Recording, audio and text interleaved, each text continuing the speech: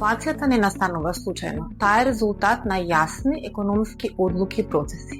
Во продолжение ќе ги објаснам причините поради кои што настанува инфлацијата. Прва причина, кога побарувачката е поголема од понудата. Да земеме еден едноставен пример со пченка. Луѓето сакаат да купат одредена количина на пченка и земјоделците произведуваат токму толку. Пазарот е во равнотежа и функционира стабилно. Но доколку невреме уништи дел од производството, пченка ќе има помалку. Побарувачката останува иста, понудата се намалува и цените почнуваат да се зголемуваат. Ова е инфлација настаната од побарувачка. Повеќе купувачи, помалку производи. Втора причина, инфлација предизвикана од зголемени трошоци. Ајде да се вратиме на примерот со пченката, но овој пат како суровина за правење на пуканки.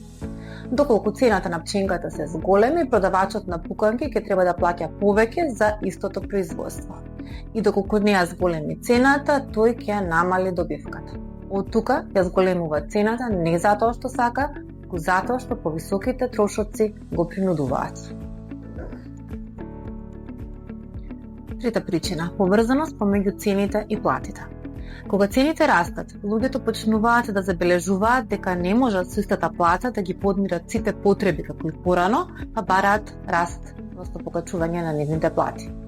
Доколку фирмите ги зголемат платите, ги зголемат и нивните трошоци.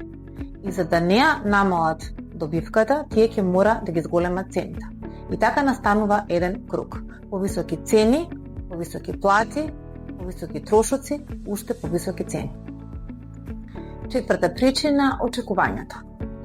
Понекогаш инфлацијата се случува затоа што сите очекуваат поскапување. Например, фирмите очекуваат дека во иднина ќе се зголемат цените, односно трошоците на суровина, на енергија или плати и затоа да се заштитат од идните зголемувања на овие трошоци, тие денес ги зголемуваат, односно креваат цените. Од друга страна пак на исти начин реагираат и купувачите, ако очекуваат во иднина дека ќе дојде до пораст на цените, тие ја зголемуваат побарувачката денес и од тука зголемената побарувачка полека почнува да ги зголемува цените.